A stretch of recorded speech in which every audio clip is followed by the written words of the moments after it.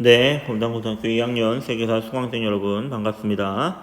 오늘은 3차 시 내용 정리 강의로 우리 수능 특강 교재로 2강에 해당하는 동아시아 세계 형성 부분을 진행할 예정입니다. 오늘 강의는 18페이지 진나라까지만 진행할 예정이고 다음 시간에 한 나라를 다루도록 하겠습니다.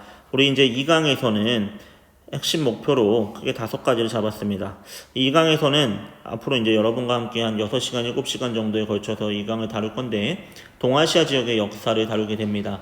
동아시아 지역의 역사에서 중국의 역사를 먼저 다루게 되고 마지막으로 고대 일본의 역사를 다루게 될 건데 중국 역사에서 왼쪽에 선생님이 필기한 내용을 보시면 우리는 이제 당나라까지의 역사를 이번 2강에서 다루게 됩니다. 우리가 1강에서는 주나라까지를 다뤘는데 이제 2강에서는 당나라 시대까지를 보게 될 것입니다. 그리고 그 다음에 마지막 일본을 보게 됩니다.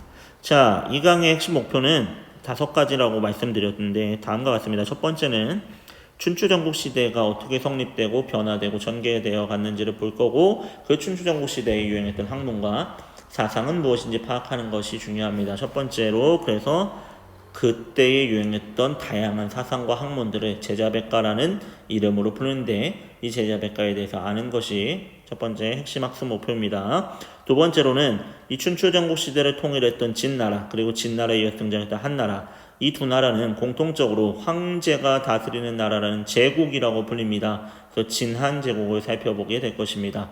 그리고 한나라 멸망 이후에 중국의 북쪽에는 지난 1강에서도 1강의 마지막 부분에 선생님이 잠깐 설명했듯이 중국의 북쪽에는 이민족이라고 불리는 사람들이 중국 북쪽을 지배하고 중국의 원래 한족들은 남쪽으로 내려가서 자신들의 나라를 계속해서 이어가는 남북조 시대가 펼쳐지게 되는데 이 시기를 위진남북조라고 합니다. 위진남북조 시대도 배우게 될 거고 네 번째로는 위진남북조 시대를 통일했던 게 바로 수나라고 수나라 뒤에 등장하게 당나라입니다. 이 수당 제국에 대해서 살펴보도록 하겠습니다.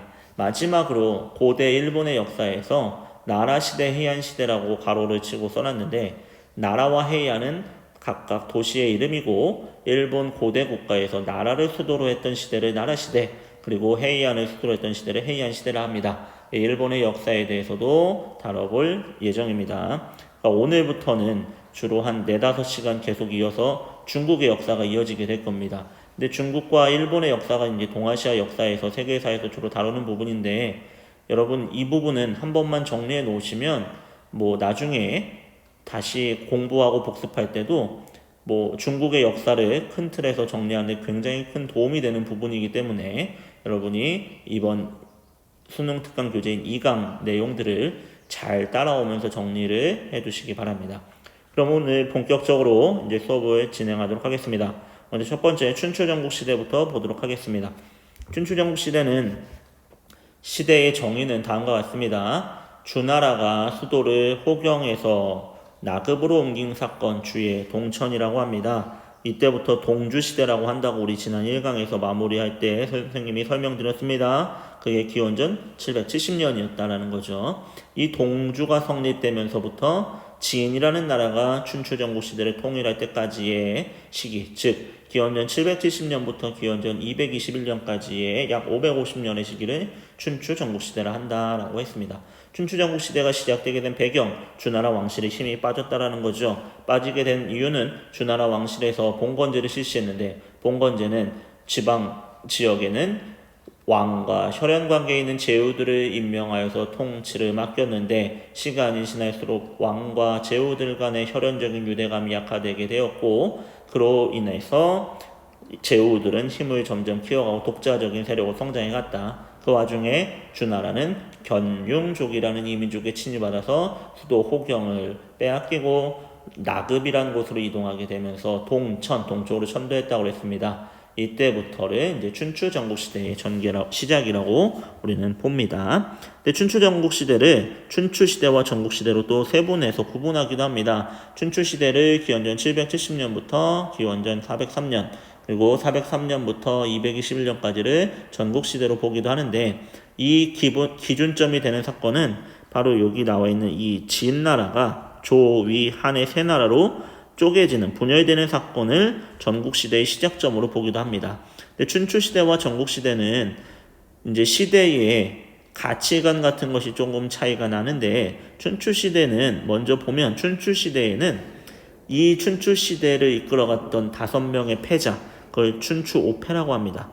이런 패자라고 해서 뭐 진 사람, 승자의 반대만 패자가 아니라 힘이 있는 그 당시에 이 춘추시대의 리더라고 이해하시면 될 것 같습니다. 5명의 힘센 지도자들이 이 시대를 이끌어갑니다. 왼쪽에 보시면 춘추오패라고 해서 제나라의 환공, 진나라의 문공, 이런 인물들이 춘추시대의 리더 역할을 했다라는 건데, 이 춘추시대의 시대적인 가치는 존왕양이라고 우리는 부릅니다. 무엇이냐면 명분상으로는 이미 기울어져가는 주나라의 왕실이지만 주나라의 왕을 보좌하고 주나라의 왕을 존중하고 받들고 주나라의 왕실을 오랑캐 이민족의 침입으로부터 지켜내는 것이 우리 제후국들이 할 역할이다라고 내걸었던 게 바로 존왕양이라는 가치입니다.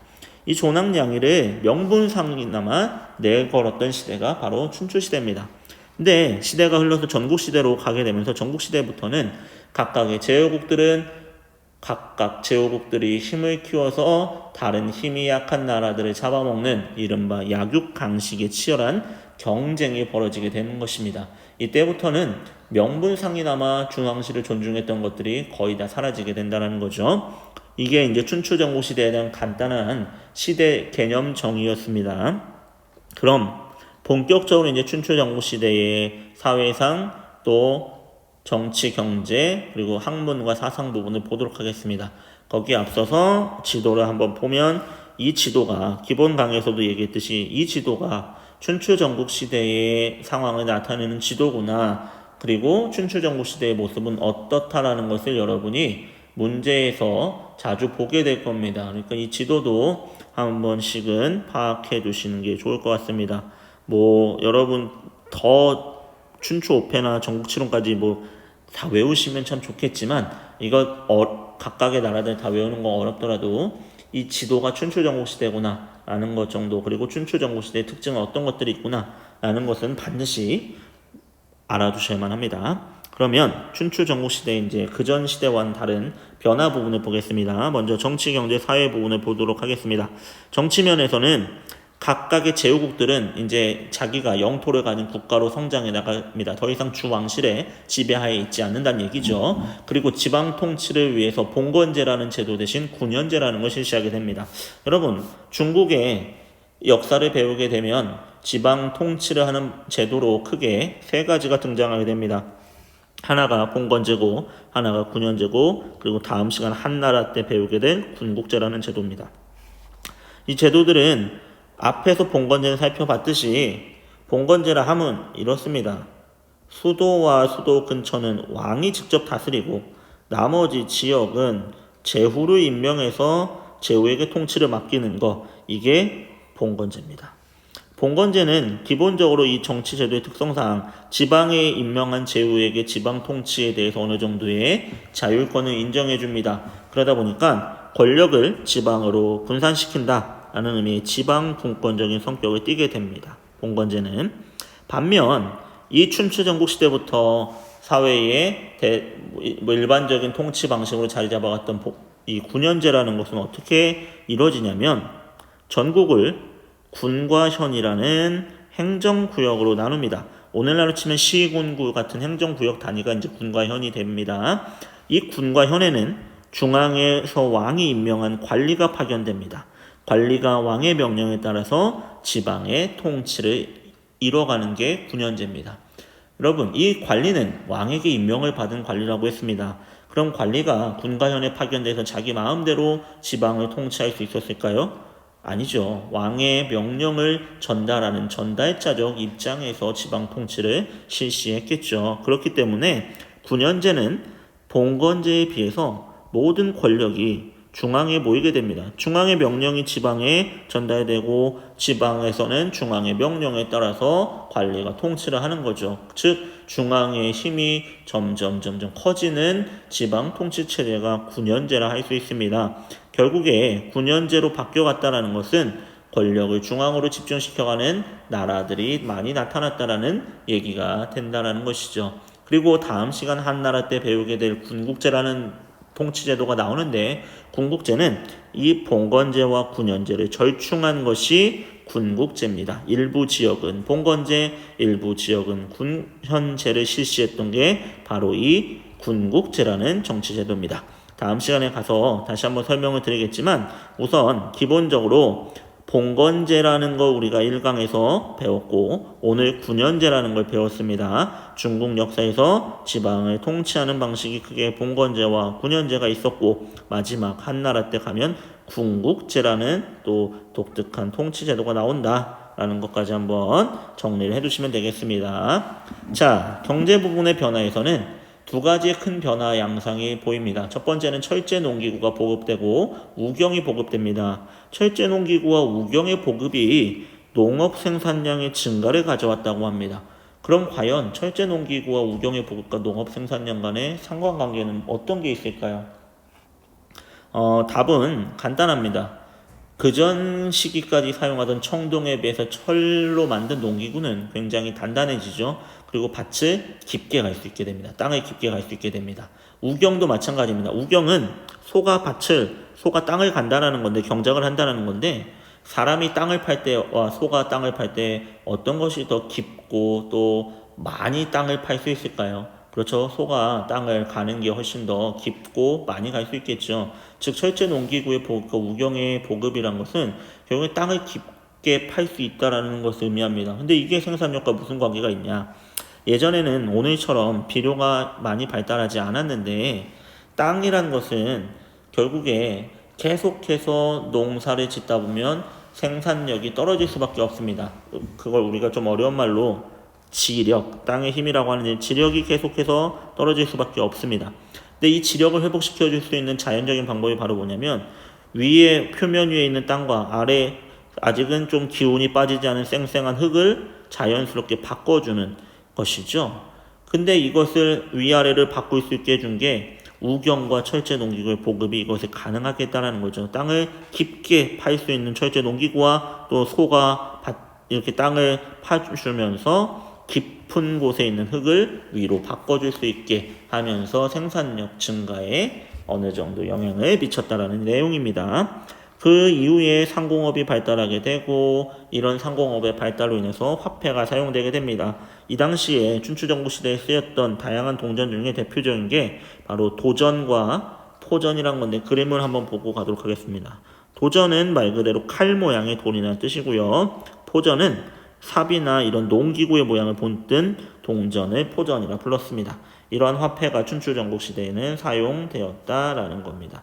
다시 우리 수능특강 교재로 돌아오도록 하겠습니다.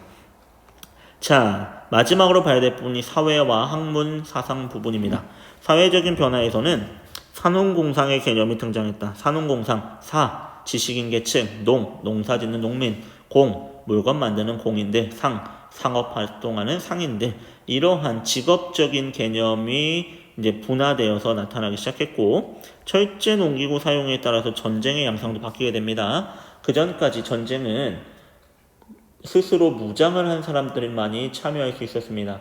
그러니까 일반적으로 귀족들은 자기 스스로 무기를 갖출 수 있었기 때문에 전쟁의 중심이 귀족들이었습니다. 귀족들은 오늘의 수레와 같은 전차를 타고 나가서 싸우는 전쟁 방식의 이 춘추전국 시대 이전에는 대표적인 전쟁의 방식이었는데, 철기가 보급되다 보면서 철은 청동보다 구하는 게 쉽죠. 그러다 보니까 일반 백성들도 전쟁에 참여할 수 있게 됩니다. 그리고 많은 수 백성들이 참여하다 보니까 전차를 타고 싸우는 게 아니라 보병, 걸어다니는 군인과 기병, 말탄 군사들 중심의 전쟁으로 변화되게 된다는 것입니다.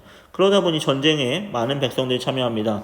전쟁에 백성들이 나라를 위해서 목숨을 바쳐서 싸웠습니다. 그런 백성들은 차츰차츰 자신들의 참여에 대한 대가를 요구하게 되고, 이러다 보니 농민들, 일반 평민들의 사회적 지위가 이전에 비해 향상되게 되었다는 내용입니다. 자, 그 옆에 선생님이 주황색 글씨로 관료제 등장, 사계층 성장, 부국강병 추구인데, 이거는 밑에 부분을 설명하면서 자연스럽게 설명을 드리도록 하겠습니다.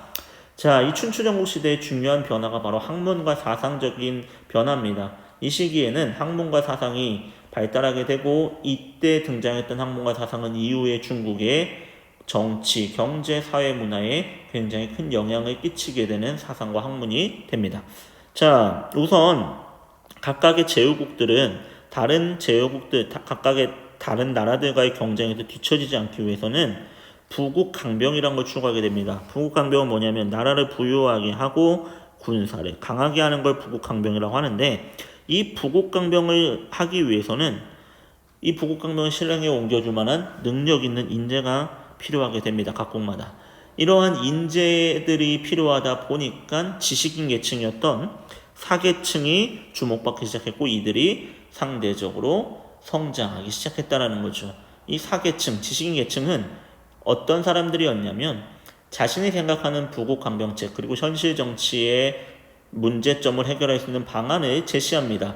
그러면 다양한 사상가들의 부국강병책과 현실 정치개혁 방안을 듣고 군주가 자기 입맛에 맞는 사상가를 자기 나라에 초대해서 그 사람을 등용해서 그 사람이 제시하는 정책들을 실시해서 부국강병을 추구하는 것이 이 춘추전국 시대에 각국이 취하는 정책이었다라는 겁니다. 그러다 보니까 사상가 계층이 이전에 비해서 주목받게 되었는데요. 이러한 사상가들이 너무너무나 많았다라는 겁니다. 여러 명의 선생과 그들을 따르는 학파, 그걸 우리는 제자백가라 합니다. 제자, 여러 명의 스승님과 백가, 그 사람을 따르는 학파를 의미합니다. 그래서 중국에서는 이 자자라는 말을 뛰어난 사람의 성 뒤에다가 자자, 선생님이라는 의미로 붙입니다. 공자, 공시성을 가진 선생님, 맹자, 맹시성을 가진 선생님이라는 의미로 사용하는 겁니다. 공자의 이름이 자가 아니라 자는 선생님이란 의미입니다. 자, 어쨌든 이렇게 다양한 사상가와 학문이 제자백가라는 이름으로 불린다라는 거 한번 알아두시면 될 것 같고, 그 제자백가에는 우리 교재는 대표적으로 4개의 학문에 대해서, 4개의 학파에 대해서 다루고 있습니다. 유가, 도가, 법가, 북가인데 그것을 설명하기에 앞서 이 글씨 써진 부분을 좀 설명드리겠습니다. 자, 각국은 부국강병을 추구하기 시작했다라고 그랬습니다. 그래서 이 사계층이 주목받기 시작했고 그들이 성장했다라는 것도 설명드렸습니다. 그리고 각국은 부국강병을 추구하기 위해서 이 사계층 인재들을 등용해서 그들에게 개혁 정책을 할 수 있게 개혁 정책을 실시하는데, 그러한 개혁 정치를, 법을 바꿔서 나라에 개혁을 하는 걸 뭐라고 하냐면 변법이라고 합니다. 변법이라는 것은 결국에 부국강병을 추구하기 위한 각각의 제후국들의 노력이라고 보시면 됩니다. 그래서 이러한 부국강병 추구의 노력으로 나타났던 독특한 조직 체계가 바로 관료제입니다. 관료제는 오늘날에도 대기업이라든지 일반 큰 조직에서 사용되어 있는 조직 운영 체계를 관료제라고 하는데, 쉽게 생각하면 일반적인 회사 또 공기업 이런 부분을 생각하시면 될 것 같습니다.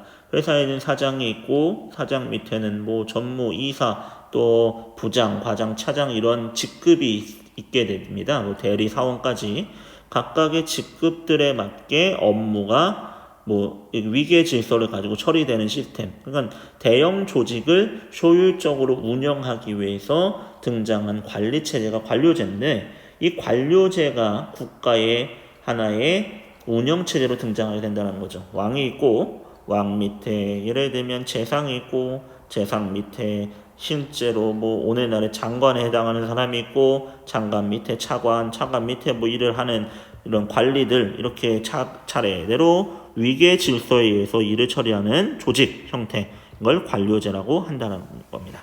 이때부터 춘추전국 시대부터 관료제도 모습을 보이기도 한다라는 내용입니다. 자, 그럼 제자백가의 대표적인 4가지 학파를 살펴볼까 합니다. 유가부터 보면 유가의 창시자, 유가 학파를 형성한 인물로 공자를 우리는 많이 얘기합니다.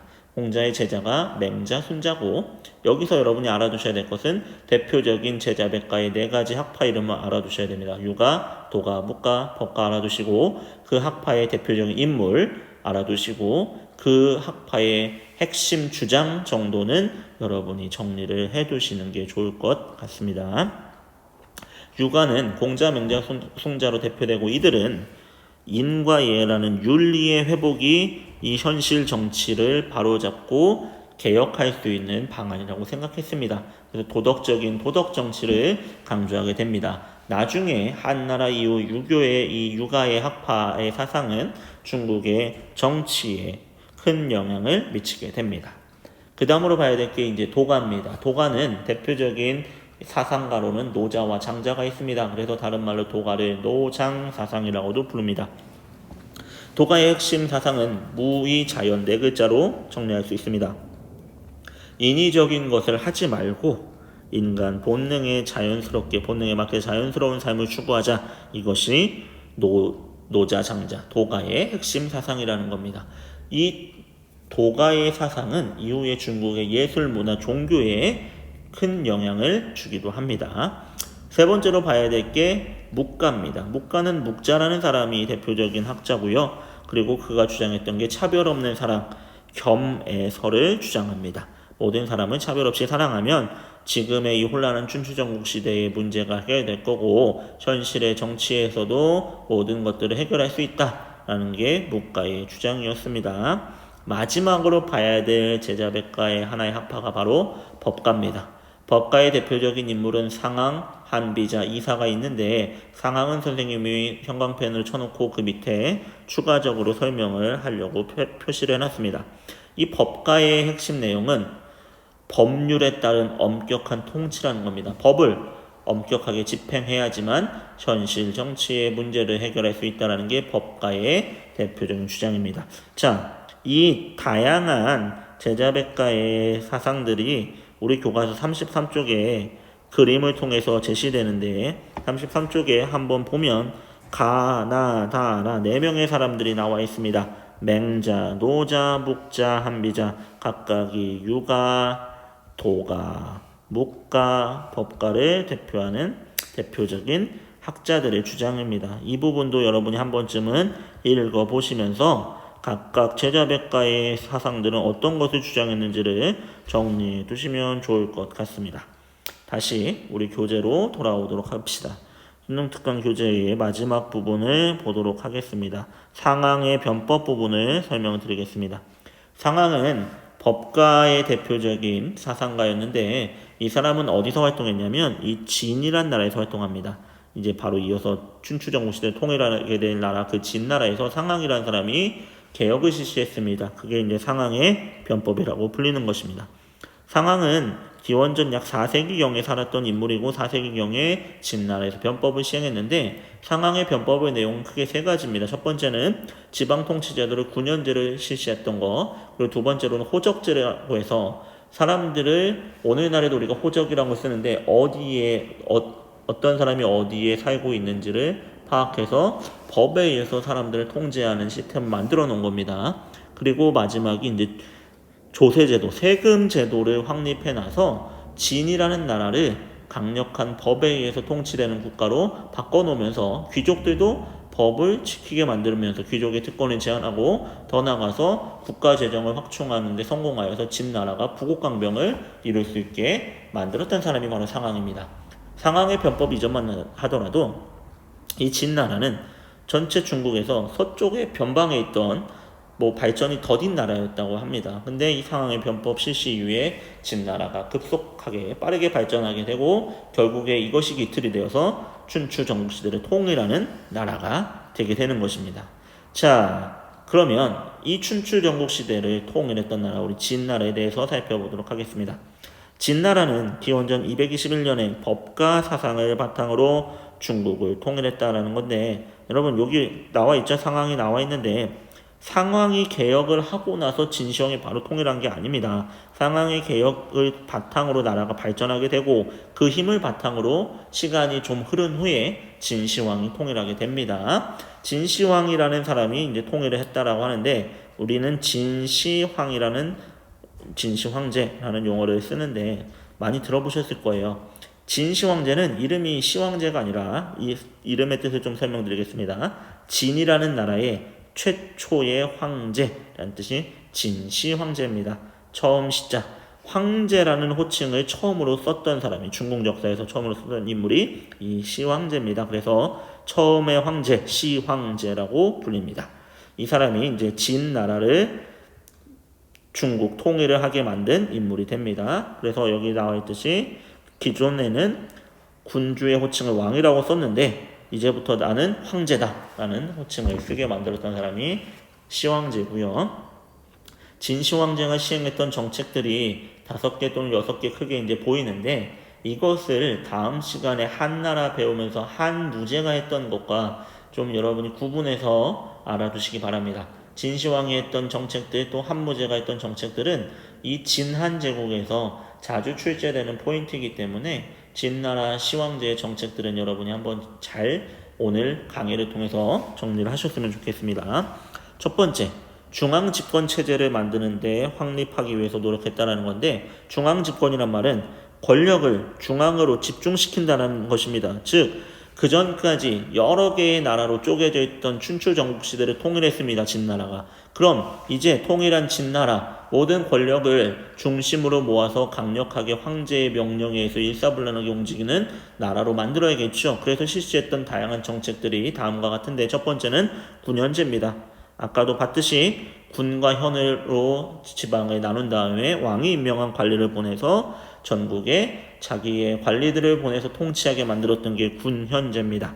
그리고 두 번째로는 전국의 각지에 도로들을 건설했다고 합니다. 도로의 건설은 두 가지의 목적이 있을 겁니다. 하나는 왕의 명령을 전국 각지에 빠르게 신속하게 전달하기 위한 것도 있고 또 물자라든지 물류의 수송을 위한 것도 있겠죠.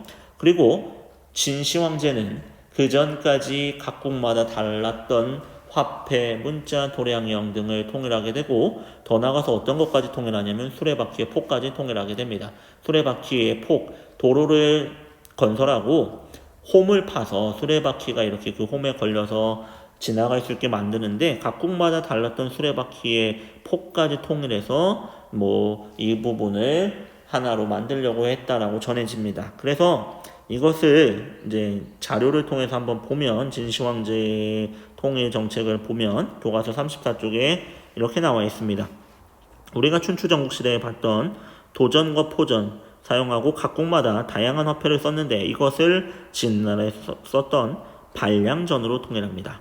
그 다음에 도량형은 길이라든지 무게 같은 것들을 재는 건데 각국마다 달랐던 이 무게, 길이 등을 재는 단위를 통일합니다. 그리고 문자 역시 같은 한 글자를 가지고도 각국마다 다양하게 다르게 썼는데 이것을 통일해내게 되었다는 거죠. 이것이 이제 진시황의 화폐, 문자, 도량형 통일 부분입니다. 더 나아가서 아까 얘기했듯이 수레바퀴 폭까지 통일하게 되었습니다. 그리고 사상까지도 이제 통제하는데 아주 유명한 사건이 바로 이 분서갱유라는 사건입니다. 분서, 책을 불태우고 그리고 유학자들을 땅에 묻어서 죽인다라는 뜻이 갱유입니다. 자, 진나라는 아까도 얘기했듯이 법가 사상을 바탕으로 통일했던 나라입니다. 법가 사상 외에는 다른 사상들을 통제하기 위해 했던 게 바로 분서갱유입니다. 특히나 이 진시황제의 강력한 법치에 가장 큰 반발을 하고 있었던 게 유가사상가들인데 이 유가사상가들을 탄압하기 시작했습니다. 그래서 분서갱유라 함은 아까 얘기했듯이 법가사상 외에 다른 학문의 책들을 불태우고 유학자들을 또 자기의 사상에 반대하는 사람들을 탄압했던 사건, 분서갱유 사건이 일어나기도 합니다. 그 다음에 진시황은 대외 팽창, 다른 쪽으로 이제 영토를 넓히는 것을 하는데 흉노를 몰아냈다. 흉노는 여기 중국의 북쪽에 거주하고 있던 이민족, 유목민족인데 이 흉노족을 북쪽으로 몰아냈다라는 겁니다. 그리고 이 흉노족이 다시 쳐들어올 것을 대비하기 위해서 만리장성을 쌓기 시작합니다. 물론 지금의 중국에 있는 만리장성은 진시황제 때 건축된 게 아닙니다. 시간이 지나면서 계속해서 더 늘어난 겁니다. 처음부터 지금의 길이로 축조된 게 아니라 진나라 때부터 쌓기 시작해서 계속해서 늘어난 길입니다. 이때 어쨌든 만리장성을 쌓기 시작했다라는 것과 광동 지역까지 영토를 넓혔다라는 거 한번 봐두시고, 네, 진나라가 통일된 지 15년 만에 멸망하게 됩니다. 멸망의 원인은 간단합니다. 너무나 법과 사상을 엄격하게 적용하려고 하다 보니까 가혹하게 백성들을 다뤘다라는 것이죠. 그리고 진시황 하면 우리가 흔히 떠오르는 아방궁 같은 무리한 대규모의 토목공사가 계속해서 자행되다 보니 백성들의 불만이 커졌습니다. 그리고 그 백성들의 불만이 크게 터졌던 사건이 바로 진승과 오강의 난입니다. 진승과 오강은 사람 이름입니다. 두 사람은 어떤 사람들이었냐면, 진승과 오강은 일단 진시황은 기원전 210년에 사망합니다. 210년에 죽은 다음에 진시황의 어린 아들 호해라는 인물이 왕이 되는데, 이때 제대로 된 분별 능력도 없었고 진시황 주변에 있던 환관들에 의해서 정치는 완전히 농락되고 있던 상황이었습니다.